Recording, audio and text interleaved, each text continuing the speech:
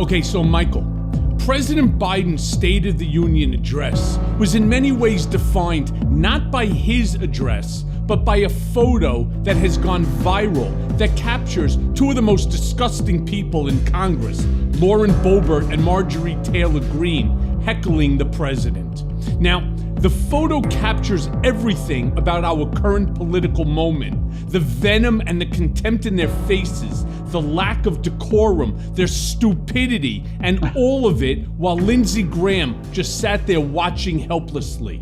Now, these two nasty gremlins are the offspring of Donald Trump.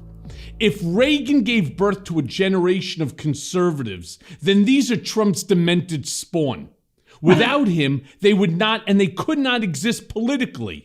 I was ready to dismiss them as insane and irrelevant, but I'm reminded that they have growing constituencies, that they raise tons of money and actually represent a corner of the electorate that feels the exact same way. Are we doomed? I don't think we're doomed, although I really want you to feel free to say how you feel about it, Michael. How do I feel about it? Honestly, if you look to see all of the pictures with them with their mouth open with the pucker that Donald Trump has, which is kind of like that you sucked on a lemon and someone farted in your face. Honestly, if they were men, I'd like to stick my hand right down their throat, with the way they opened their mouth and they were heckling this man. But Michael, are we doomed? Yeah, I think we're in for a good decade of struggle, that's for sure. I don't talk to anyone who doesn't think that. And I'm in touch with a lot of Republicans and Democrats in Congress. And, last week I heard from a political scientist at the University of Chicago who was insisting that his research found that there are a lot of people still in the middle who want a good message that's moderate and productive, but that those people really don't drive our elections, and they don't especially drive the conversation. So you're right that these two women are generating huge amounts of money. They get lots of attention. They, I think, discovered from Donald that trolling is a great business. And you highlighted this when you talked about how there was this sense that the campaign in 2016 was really to augment then candidate Trump's businesses, to increase his name recognition, to drive marketing. He always knew that publicity was fungible, and our society has devolved to the point where fame is now the most valuable commodity. And these two women, they don't have any interest in the well-being of Americans. They are not committed to making progress against any of our shared problems. They're just on an ego trip, and they're generating lots of dough. Yeah, and there was, to me, nothing more disgusting than watching these two idiots, right? These two fucking assholes, as the president is sitting there and mentioning his son's death from brain cancer, from talking about the burn pits that go on. This is a real issue. By the way, whether or not anybody else in the country believes that that's what caused the cancer, right? So it's important to the president. By the way, it's his fucking podium. It's his State of the Union address. What they should have done if they were going to be this disgusting, this disrespectful to the office of the presidency, and I don't care that they're Republicans and he's Democrat. I would say the same thing if it was a Democrat doing it, right? The same way I said I thought it was improper that Nancy Pelosi ripped up Trump's State of the Union, right? She could have done it much more gracefully, and I was surprised because I expected more from her. But these two assholes, right? The guy's talking about his son who died of brain cancer, and they start heckling him, talking about the 13 soldiers that were in coffins as a direct result of Afghanistan. That's the best that they could possibly do, to disrespect not just the 13 service members that died, but also Joe Biden's son. What am I missing? It's shockingly cruel.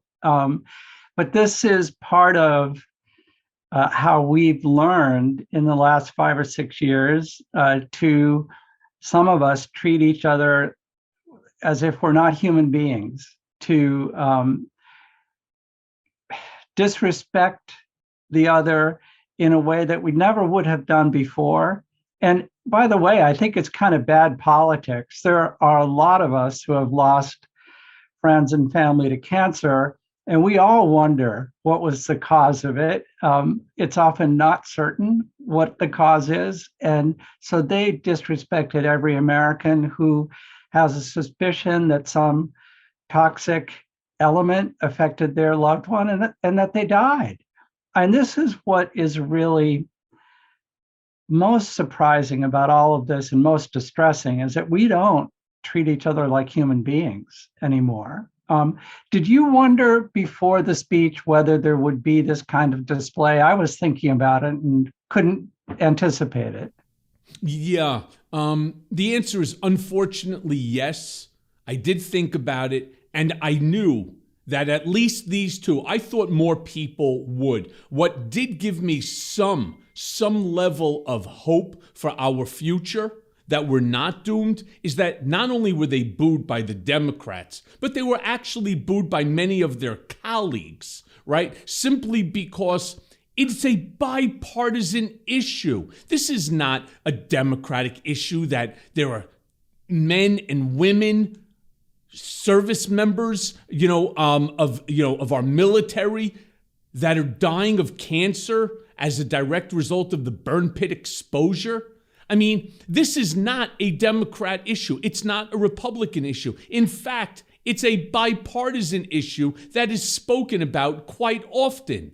And now these two morons, it disgusts me that the rest of the world had to sit there and watch, because they do. Everyone in the world is interested right now in U.S. politics. They were interested in what Joe Biden's speech was going to be about, especially in light of what's going on in the Ukraine, especially what's going on in light of countries like Germany joining with the SWIFT, and the various different sanctions that are being imposed upon Putin.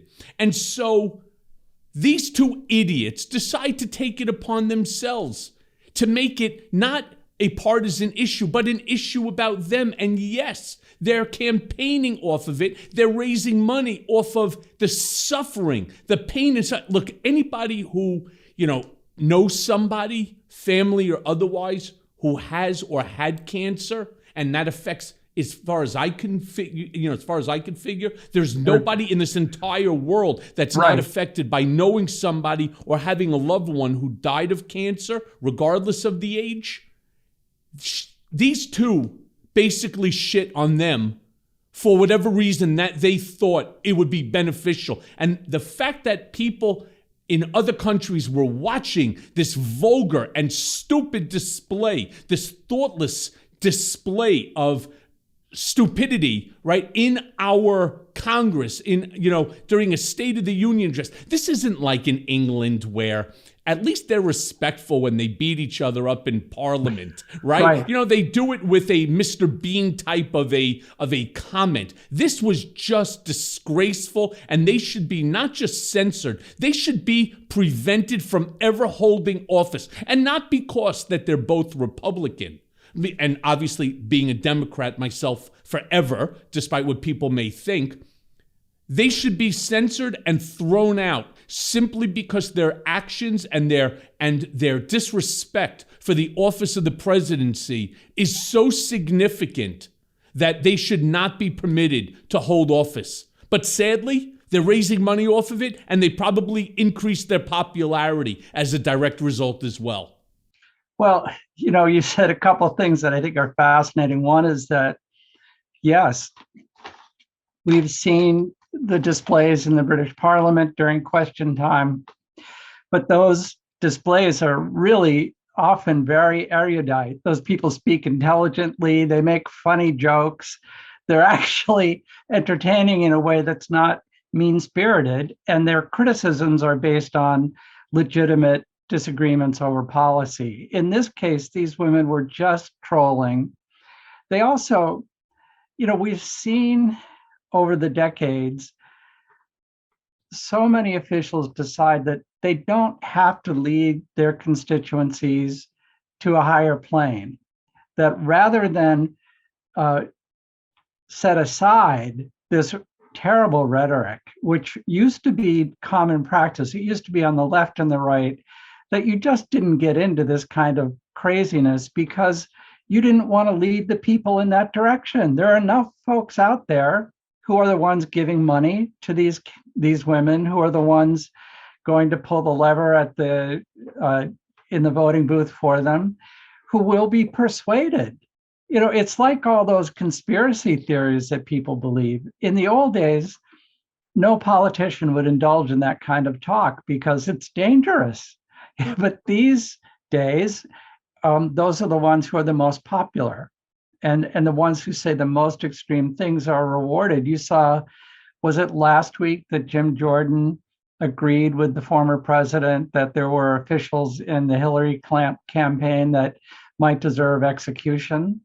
This was not something that, can you imagine any member of Congress saying that in the 1980s or even the 90s? I don't know. Maybe somebody should turn around and talk about Jim Jordan and talk about what he did at the University of Ohio as an assistant gym coach when he turned a blind eye to the sexual exploitation, of some of his wrestling students, the people, that were entrusted under his and others' care. He turns a blind eye. You know what? In some countries, that is an execution,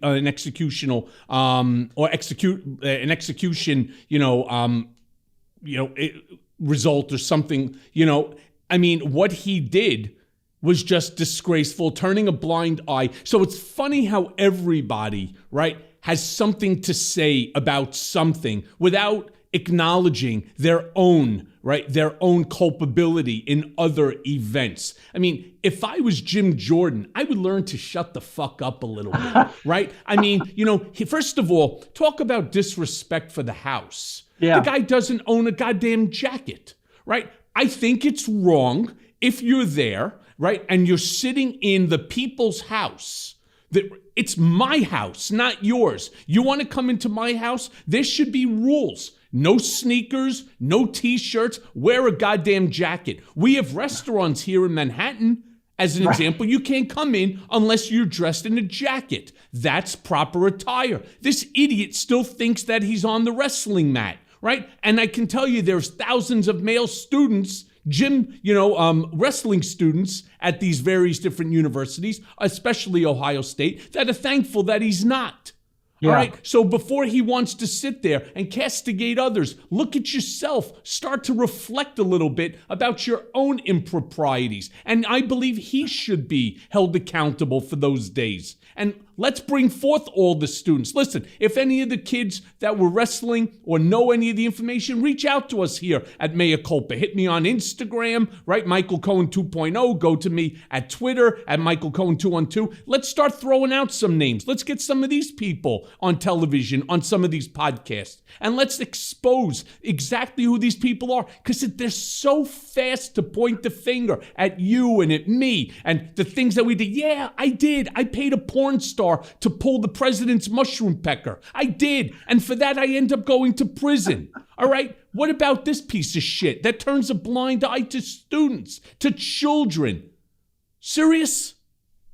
No, those are serious crimes. And, you're just bringing attention to the fact that our justice system is pretty warped, that you can be punished for a certain crime that really, it did harm, but not to the welfare of human beings whose lives were crushed by sexual abuse. So there's no comparison. But yet this guy gets away with everything, as so many other people get away with terrible things, and is now trying to criticize others as if he has any standing to do that. But he represents, don't you think, this slash and burn approach to politics that has absolutely nothing to do with public service. It only is about his ego. It's about maintaining his power. I talked with a member of Congress last week, and he said to me, "What is wrong with these people? Don't they think they could get a job if they weren't reelected? Are they No, no, many of them couldn't. What are they capable of doing? Right? Where would they end up getting any respect from anyone? They went into politics, I hate to say it, because they couldn't find another job. Right? In all fairness, I mean, I say this about Donald Trump's kids all the time. If it wasn't they came to work for daddy, where would they be? Probably a fucking greeter at one of these department stores. Oh, hi, how are you? Aisle 4. Hold on one second. Let me look it up, right? Aisle 6. No, aisle 7. I mean, because they're fucking stupid. Now, all of a sudden, you got Jared Kushner, who is possibly one of the dumbest people, is out there now with a $3 billion hedge fund that he's bringing in money from Saudi Arabia and the Middle East simply because they made deals when he was senior advisor to the president. What?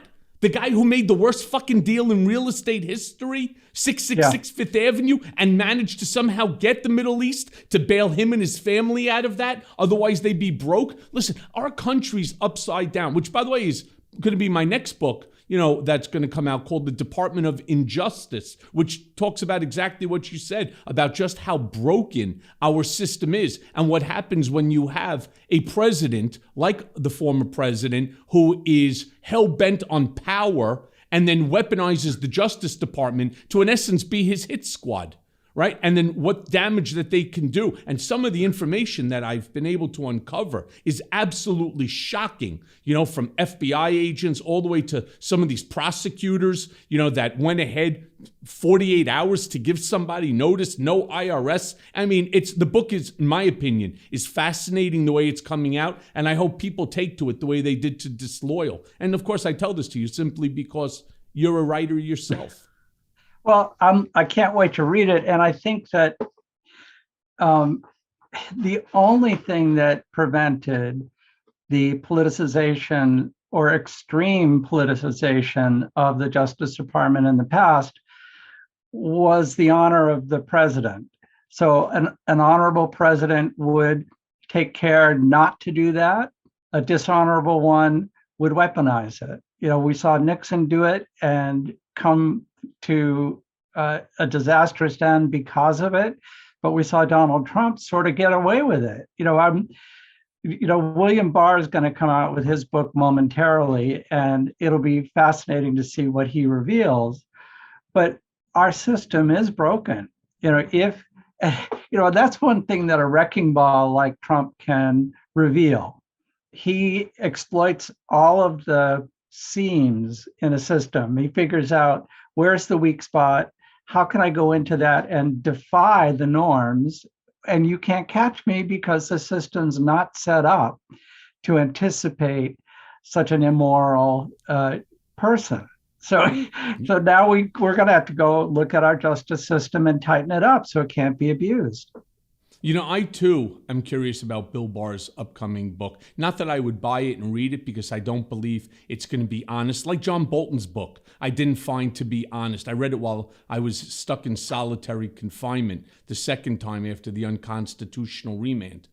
There was the only book I was able to get my hand on. It was fucking painful to read. It was like pulling nose hair. It hurt turning the pages. He's so self-laudatory, me this, me that, and I guarantee Bill Barr, that's the thing, and you'll acknowledge it was why Disloyal was so successful, because it was honest, right? I tell the truth about myself and the mistakes that I made. There's no way that Bill Barr is going to be doing that. And I just think it's going to be a book that's going to try to, like what John Bolton did, deflect on all his deficiencies onto somebody else. And they learned that very well from, their Fuhrer, from Donald. But just moving on for a second, Michael, the narrative from both the GOP and Donald Trump is that if he were president, Vladimir Putin would never have dared to invade Ukraine.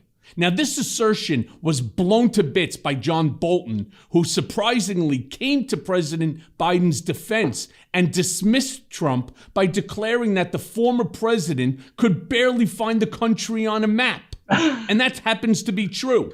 Now, despite this broadside against Trump, his poll numbers are underwater, partly because of his thought, and the Republicans, as well as Trump, are just pummeling him, right? If you could project forward, will the Russian invasion prove to be Biden's Iranian hostage crisis? Or do you think it represents an opportunity for him to reset and unify the nation?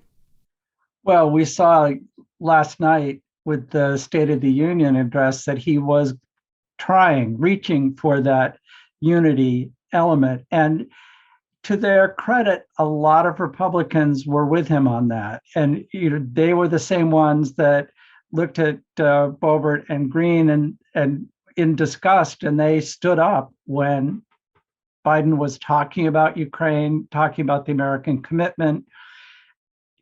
The guy is, no matter what else you say about him, probably our most experienced political figure when it comes to foreign affairs. He's been engaged since the 70s, and I think he knows what he's looking at.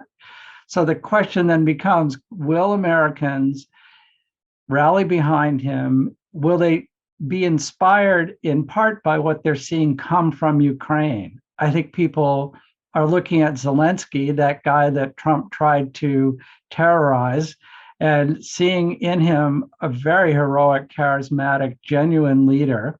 We relate to the Ukrainians. This whole idea that Putin is someone we should get along with, as Donald tried to persuade us, and that Tucker Carlson wants us to believe, has been blown to bits.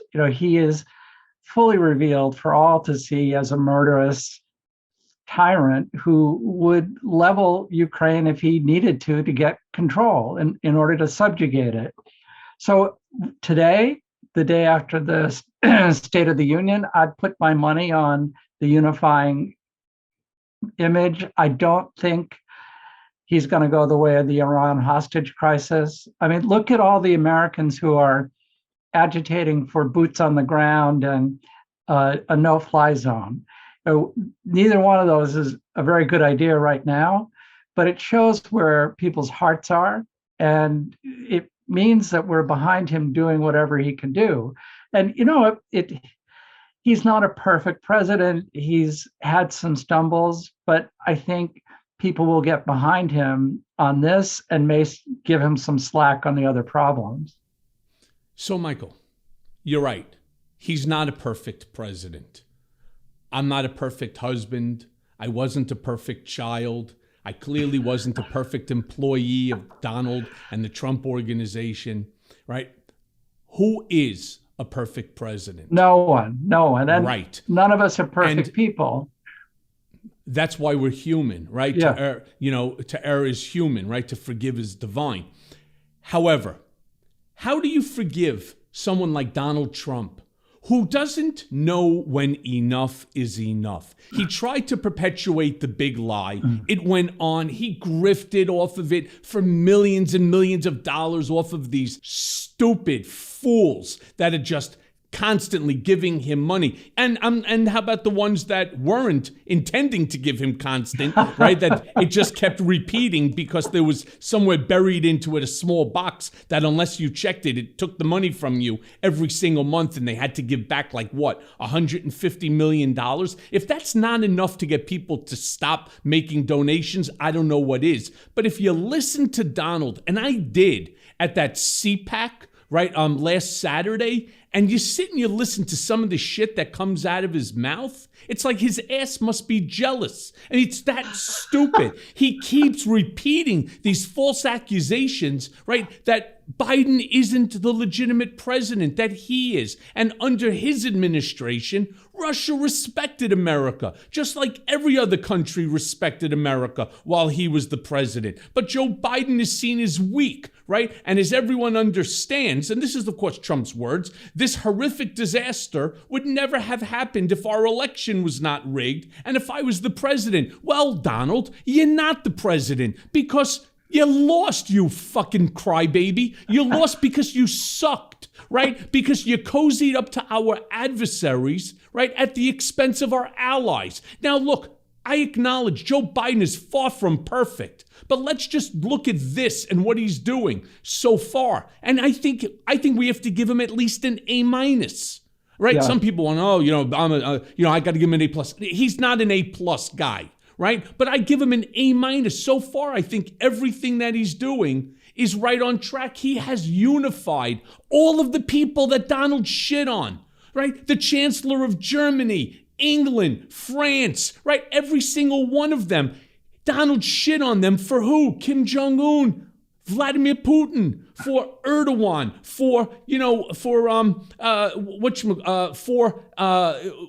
who else am I thinking of? There's like a half a dozen of these guys. Mohammed bin Salman. I mean, we can keep going on. Duarte. I mean, it didn't make a difference. Whoever was a dictator, Donald was in love with. It's a love fest. A love fest. There were no missiles going up in the air from North Korea, right? Quite frankly, they respect me. They fear me. No, they don't, you fucking fool. They were testing the shit inside of a mountain, right? Yeah. And as soon as you were out, they were going to do it whether you were in or out. They're shooting them off to show you. I mean, do you think that they developed in a period of a month under Joe Biden's administration a supersonic rocket? No, those were in development for years. And, I think that this invasion of Ukraine came about because Putin had finally concluded in his mind that America was fully divided, that not only was the former president on his side, all of his followers were on Putin's side, and I think he calculated that the Republican Party had been converted.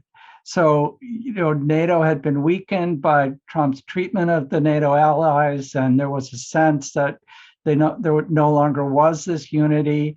And I know that Putin was watching the address last night, wondering, would the Republican side of that hall stand up and applaud when he went after Putin? And of course they did, which is a wonderful sign. And it indicates that, in about a year's time, Biden has persuaded at least the vast majority of Republicans in Congress that he can lead on the foreign stage. And believe me, those members were never happy with what Donald was doing abroad, what he did in Finland, saying that he believed Putin and didn't believe our intelligence agencies. Well, look what the intelligence agencies did in the case of Ukraine. They empowered Biden to go out there and predict, the Russians are going to try a false flag operation. They're going to try and claim that Ukraine attacked them. They couldn't get away with it. And I think that's very impressive. This is a new day. I know the intelligence folks have probably been waiting, feeling quite injured for the last 5 years, keeping their heads down. The same is definitely. Don't act like it. They don't act like it sometimes, to be very honest with you. But for me, Michael, the most galling comments from Trump and the GOP are those that assert that Joe Biden has not done enough to arm the Ukrainian government to defend itself. Now, for the way I see it, it's astonishing how they can gaslight the American people in this manner when it was Trump who's the one who tried to extort the Ukrainian president in the first place, all right? If you would, discuss this with me and my listeners. And I want to reflect back that this is the $400 million that was supposed to go in financial aid to Ukraine for military armaments that Trump was holding over their head unless they opened up an investigation into his political rival, right, Joe Biden at the time, and his son, Hunter. Well, what's so interesting about this, and you would find it familiar, I think, from your days working in Trump Tower, is that— Why are you reminding me of that? Sorry about that. Is that there was this long, complicated scheme that involved a lot of people, and it actually started a year prior to us finding out about it, with Lev and Igor, and then Rudy getting involved in testing the Ukrainians to see, can we bring them into our corner? Can we get them talking about how the ambassador in Ukraine is bad and how she should be taken out of there? And eventually they discovered that there were some old Ukrainian politicians who could be manipulated.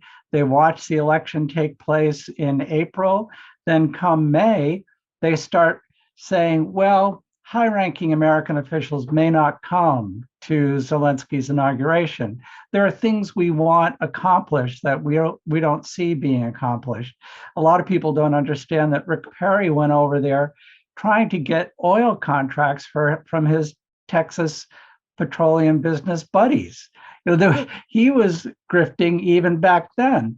And by June of the year when, I guess it was 2019, the Ukrainians were sending up flares, telling people in Washington, something's happening with this aid. We're supposed to be getting these Javelin missiles to attack Russian tanks. Where is the aid? Hundreds of millions of dollars worth of weapons.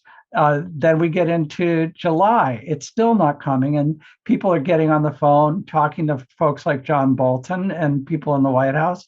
And then we see that the president himself performs this shakedown.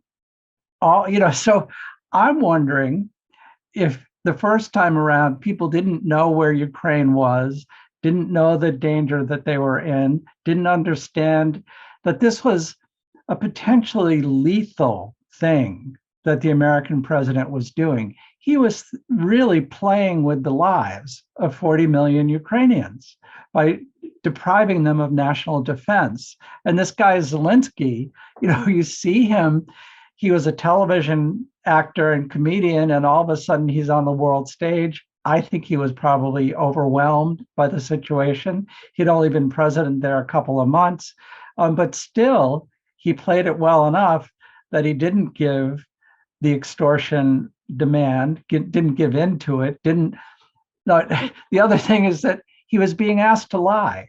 He was being asked not to present even legitimate information about the Bidens. He was supposed to create it out of whole cloth and then therefore help Trump defeat Biden in the 2020 election. It was so fraudulent, such an abuse of power. But at the time that it took place, and at the time, I think, of the first impeachment, it was beyond most Americans' ability to grasp. And you had people like Jim Jordan muddying the waters, conducting those crazy protests outside and inside a secure facility so that no one could make any sense of any of it. And he survived. Yep, that he did. And I'll tell you, knowing Trump as well as I do, and you know him as well. I know a little bit, right? Knowing him as well as I do, that fat fucking elephant doesn't forget a goddamn thing. All right? And rest assured, if he was president right now, he would not be coming to the aid of Ukraine at all. Right? He could say whatever he wants about Putin, wouldn't dare because, right? Putin would know right off the rip that Trump was not going to help Zelensky or Ukraine because they didn't help him to destroy Joe Biden. And that's how Donald Trump's brain thinks, folks. That's exactly how it thinks. That you didn't scratch my back, I want someone to shoot a hole through yours. That's just how he thinks, even if it put at risk 40 million Ukrainian lives. He doesn't care. I mean, people don't understand that not only does he not care about the people of Ukraine, he doesn't care about the people of America. And he's certainly going to say, well, I'm not going to send American troops to go fight Ukraine's problem. They didn't back me. I'm not going to send a single bullet, right? Actually, I'll send one bullet and I'm going to send it to Zelensky and it's going to say Trump on it. And when he finally realizes he lost his country, he should use that bullet to shoot himself. That's what Trump is thinking in his head because he's sick. But I do want to ask you this. Biden swore last night that the red line for sending American troops was for Putin to expand even 1 inch westward into NATO territory. Do you think that Putin has designs on Poland, Latvia, and other former Eastern Bloc NATO members? And if that happens, it then becomes World War III and everything is on the table. What do you think's stopping him if we let him just walk into Kiev? What do you think's going to stop him from advancing now into the NATO territories? That's such a important question. I think that Poland is beyond his imagination right now. If he could reconstitute the Soviet Union, that's what he wants to do. This whole distorted version of history he has, where he denies the fact that Ukraine is a country and wants to go back to 1912. That includes in his imagination something like Poland, but I think in his realpolitik, Lithuania, Estonia, and Latvia may be on the table because they border directly on Russia. I think that he can imagine taking over those countries. He, I think, would assume that we don't care so much about these three little countries that actually are NATO members, so we would care about them. And I think that this talking point of 1 square inch is something that all the NATO leaders have adopted.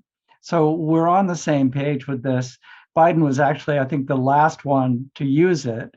And I think that there is, on some levels, an itch to have this conflict, that, this may be the last vestige of authoritarianism that we would face in control of a nuclear weapon. Setting China aside, I think China is a more rational actor, but having this gigantic arsenal in Putin's hand is very dangerous. And I don't know that we want to risk all-out nuclear war, but I certainly think defending those three countries is definitely going to happen. I don't think that he's going to make a move and not meet a response. Yeah, and this is a real serious issue that needs to be debated, right? Who wants to see World War III? Because when you have somebody like Putin with the extensive nuclear arsenal that he is in control of. Now, here's something that's interesting. We don't even know whether or not that nuclear arsenal is operational. Right. One of the things you may have noticed in that 40-mile caravan of military machinery, much of it is old. I mean, like really old, outdated sort of shit, right? That, okay, they repaired it, they put some new parts onto it, but what ended up happening on that drive? It broke down. So now you have a 40-mile line of supplies. It could be, military gear. I don't know, obviously, because it's all covered. But my curiosity is, if I was Zelensky, I would send in 12.5 drones, right, in the middle of the night with some infrared, and I would carpet bomb 40 miles. I mean, that's like a 10-minute maximum mission, right, for just one drone following the other after another, and carpet bomb the ones at the end, bomb the ones at the front, collapse the center, right? And then because of what's inside of these things, chances are, and they're so close to one another, one catches fire, the heat causes the other to explode, and you have a chain reaction. You got 40 miles worth of armament that's now useless, that just becomes garbage. And then, look, I don't want to see these Russian soldiers die. I want to be very clear about that. Many of them don't even know why the hell they're there. And when they do, I don't know if you saw this, there's they captured a whole bunch of Russian soldiers the other day, the Ukrainians, and they were sitting down and they're feeding them. Why? They look identical. Some of them are actually related.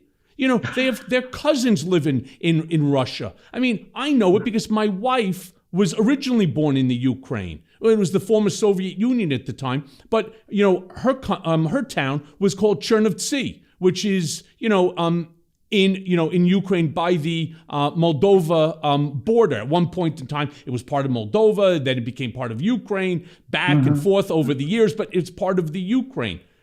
They have relatives that are in Moldova. They have relatives that are in Romania. And, probably they have cousins that end up moving to Russia because they all speak the same language. They look the same. It reminds me like when Serbia and Kosovo were fighting one another. They're cousins, for God's sakes. So it's very hard to go in and to kill your relative. And they don't even understand why they're there. Well, I think You're right. In Kosovo, the people there still don't quite understand how it is that things could have gotten so turned around that neighbor was killing neighbor. But one of the things that happened was ruthless leadership that ignited strife. And you take one killing and encourage people to respond with another killing, and pretty soon you do have family members shooting at each other. And your observation about the condition of the Russian military, the attitudes and morale of the Russian enlisted man, it's got to be very poor. You're right that they have a lot of old stuff that is breaking down on the road, and it may be why that 40-mile convoy hasn't reached its destination yet, is that as the generals in the United States say, amateurs focus on the battle, professionals focus on logistics. They focus on supply. How do I maintain this army going forward and not get them so strung out that they're completely vulnerable? And so now we're cheering these Ukrainians who are taking out Russian units with small arms primarily.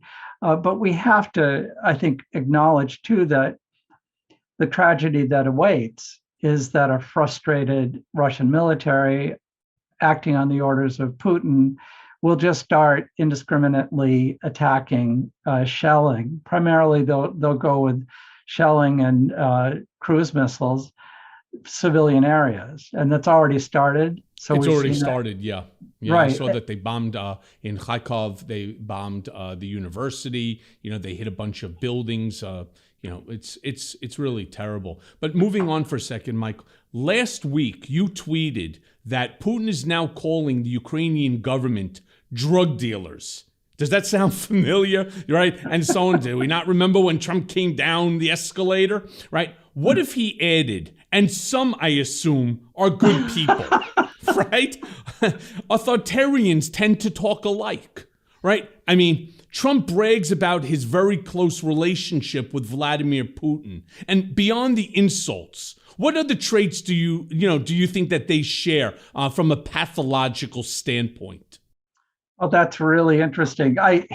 Before you reference pathology, the first thing that came to mind is, well, they're not equal in intelligence, because we know, we know one of them is much smarter. I think they're both very ruthless men. By the way, Vladimir, if you're listening to the show, which I know you do, right, it's you who's smarter. Just so I want it to be very clear.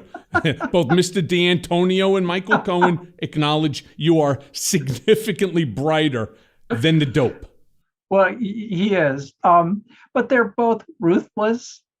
Don't you think that Donald would have used murder in the way that Putin has against his political enemies? I think given the option, I'm not sure he would have resisted it.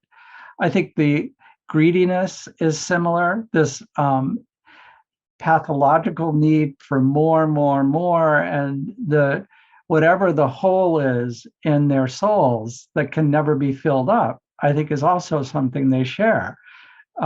As we see Putin become more unhinged, I think they're becoming more and more alike in the inability to control themselves, this personalization of everything. Putin didn't do that in the past, although we do know that they both really hated Hillary in the end.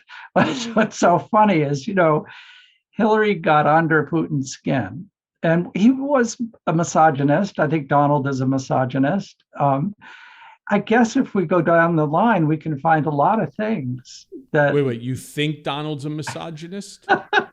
Michael, this is mea culpa. We tell it like it is. Let me be very clear. We know that Donald is a misogynist. We know that he's racist. We know that he's sexist. We know that he's xenophobic and homophobic and Islamophobic and anti-Semitic as well. That's just who he is. He is an immoral human being who cares for no one or anything other than himself. Plain and simple.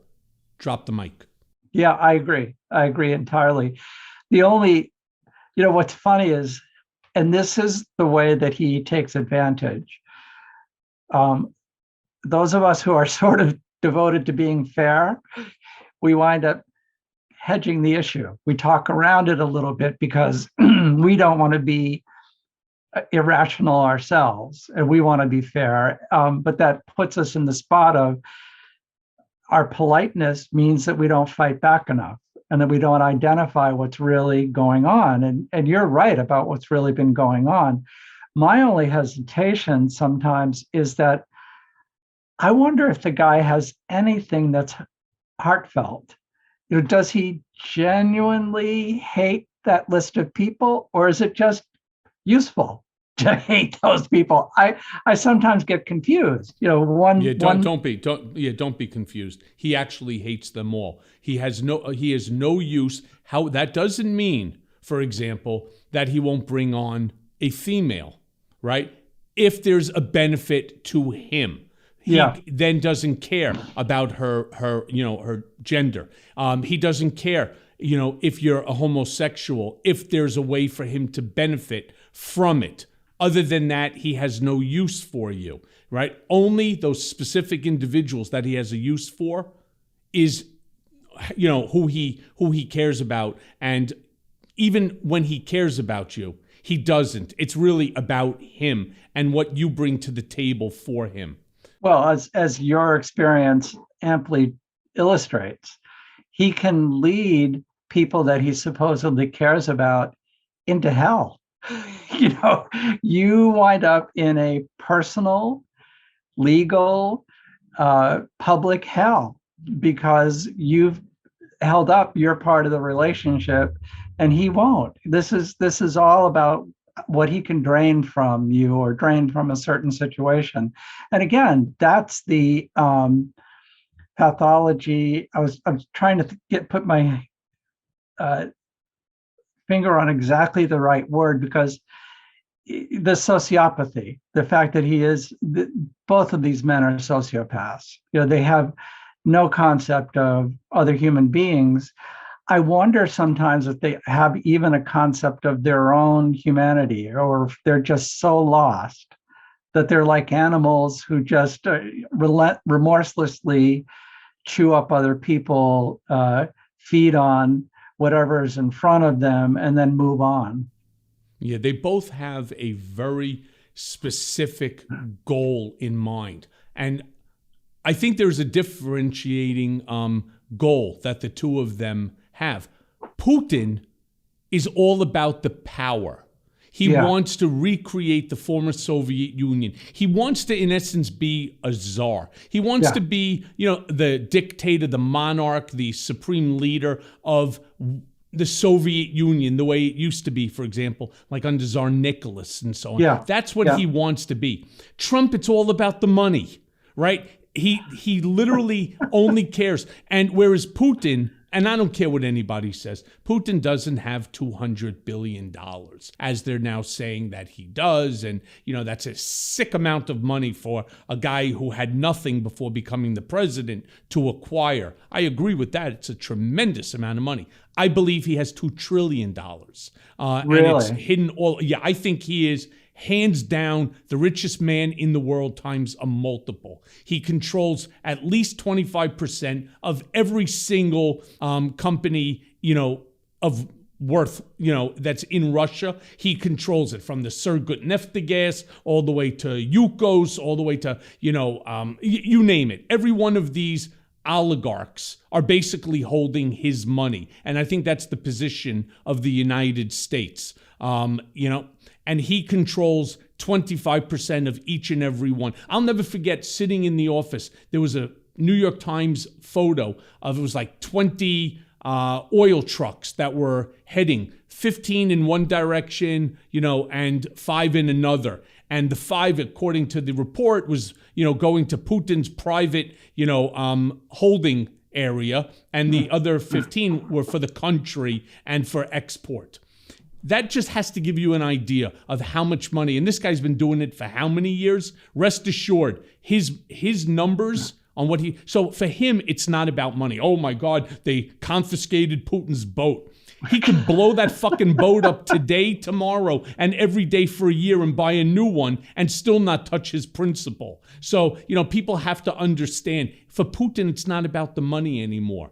He wants more than the money. He wants the Soviet Union back, and he wants to be its leader. But, I want to talk about something for a second, Michael, because you wrote a piece for CNN last week that looked at what Trump's lavish praise for Putin revealed. Now, later in the tweet you wrote, and I'm going to quote it, that two deranged men could have such an effect on our world is tragic. What's behind all of this for Trump? I mean, it seems to go far beyond anything remotely sane. What were you trying to point out there? Well, I think that, first of all,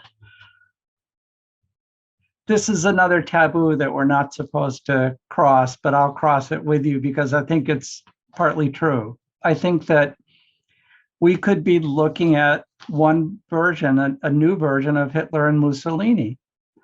So one of them, maybe Putin is the Hitler character whose rage and evil is going to be targeted at mass killings and conquest, territorial conquest. I think Mussolini was a more fantastical figure. He may have wanted conquest, but he didn't have the resources to achieve it. And in his experience, I think it was all about his personal aggrandizement. Both were fascists. Both were ultimately, part of the axis of evil.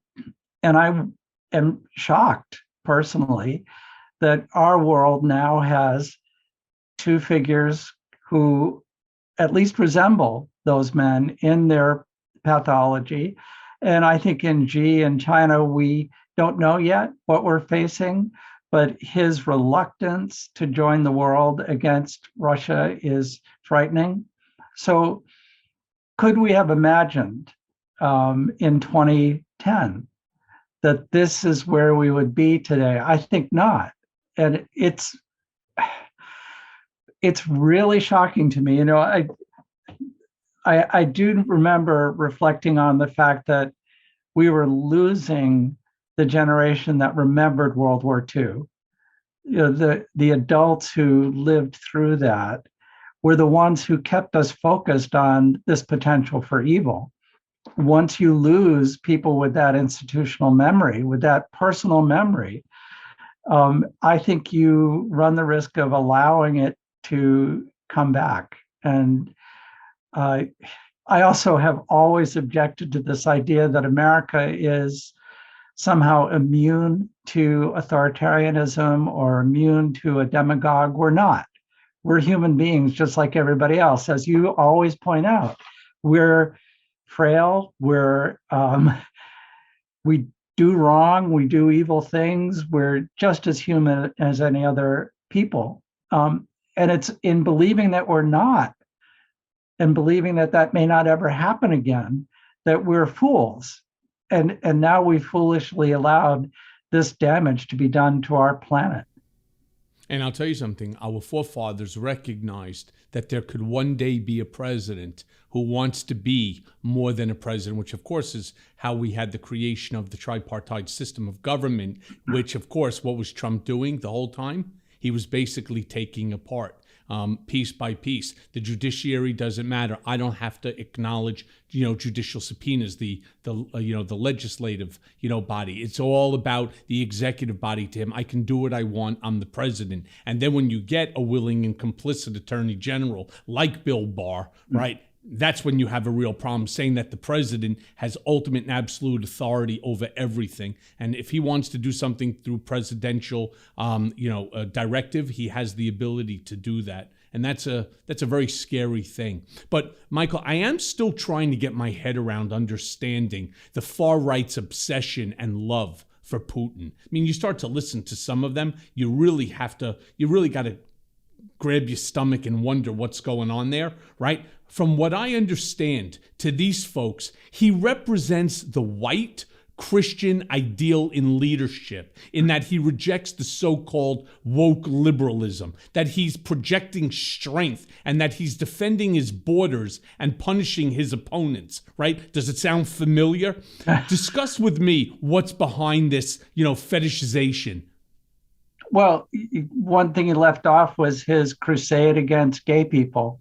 And that's correct. Yes. The homophobic white Christian nationalism resonates with so many of these guys that you would see at CPAC.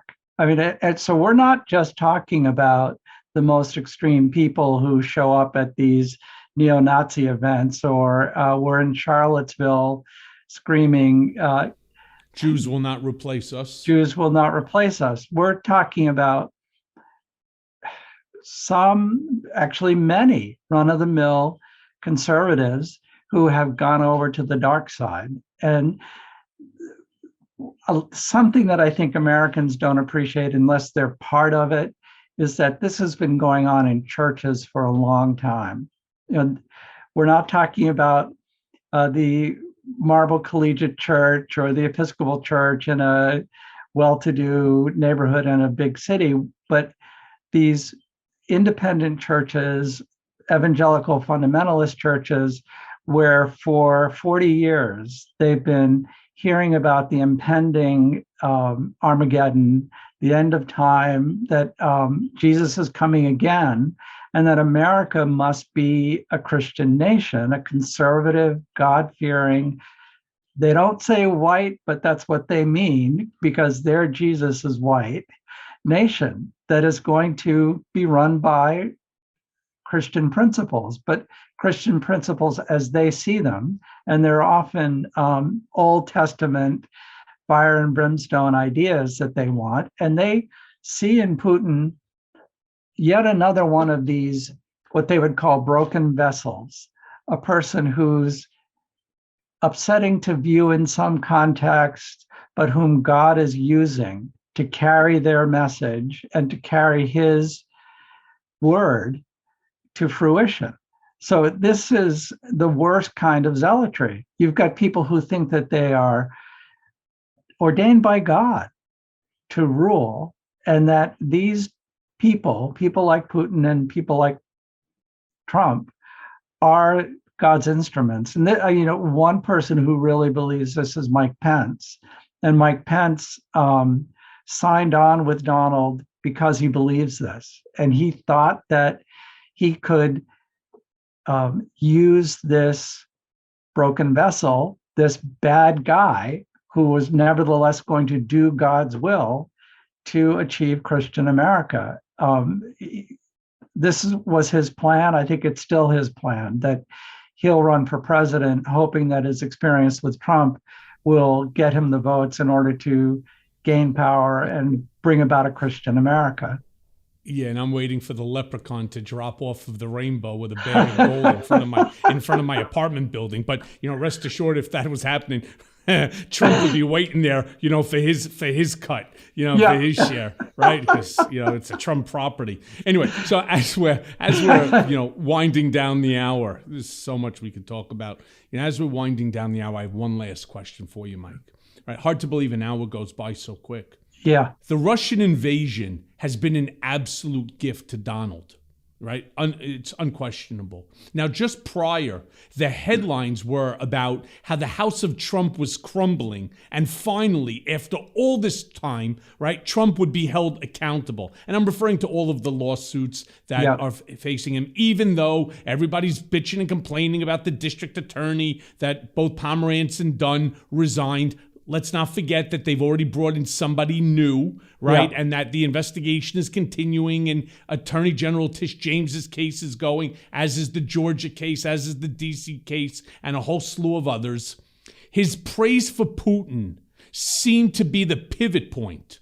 Now, despite a change in the news cycle, none of these problems have gone away for Trump, right? The question is, which one will be the sword that finally guts him in New York State?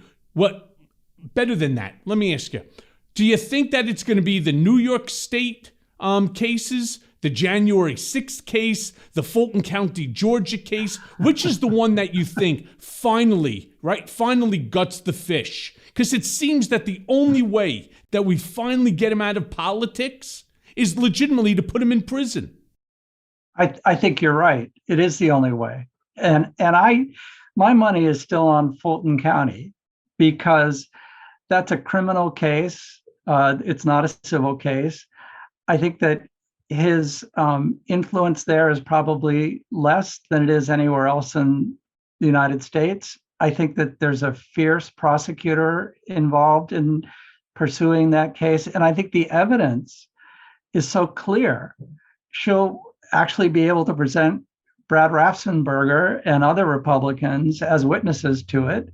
I think it's a very, very strong case. And I think it doesn't even have the problem that Tish James does have with mouthing off during her election run. I think, unfortunately, again, that's another case where we all have to play by a higher standard than he does. And she allowed herself to indulge in criticizing him and promising to prosecute him before she was elected. And she did that to get elected, and probably because she couldn't resist it. You know, it's very hard to resist getting in a punch or two, but that's why I put it in Fulton County. I'm really, really fascinated by that case. She's had a grand jury convened for a long time. This summer could be very bad for Donald. Yeah, and while I agree with you that the Georgia case, evidentiary, wise, is extremely powerful. You have a tape of his own voice. You have Brad Raffensperger, who will come and testify. There are others, Republicans that were involved in this that have probably already given grand jury depositions and so on. My money's still on New York. And it's still on both Tish James and the district attorney's case. Right? Everyone thinks that the DA's case is over. It is not. Right? It's not. Whatever happened, and I don't know the answer, I wish I did, with Pomerantz, Dunn, and now Alvin Bragg, the new DA, I don't know. Eventually we'll all find out. Or I will, and then of course I'll spill the beans.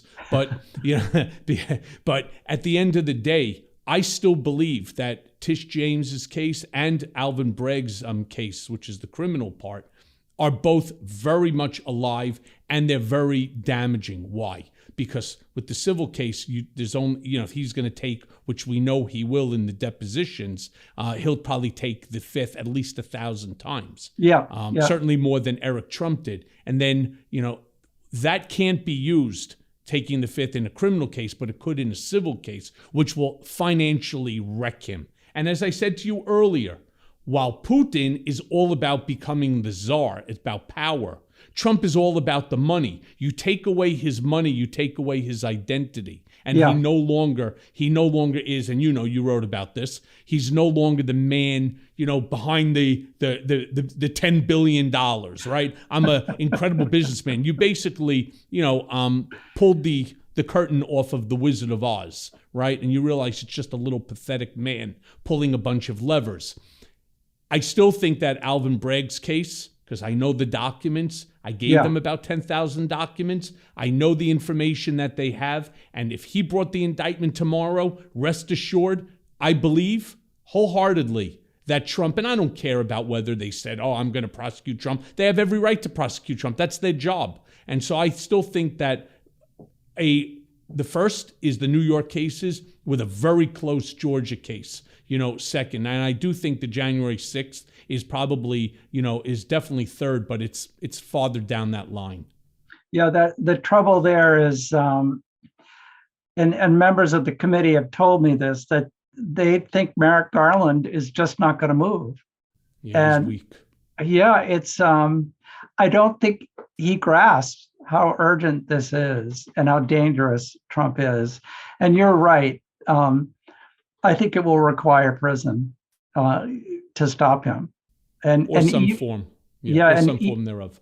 And even then, I worry about what his supporters will do if the justice system does its work. Because one of the things that many people fear is this rise in right-wing terrorism and maybe a left-wing response to that.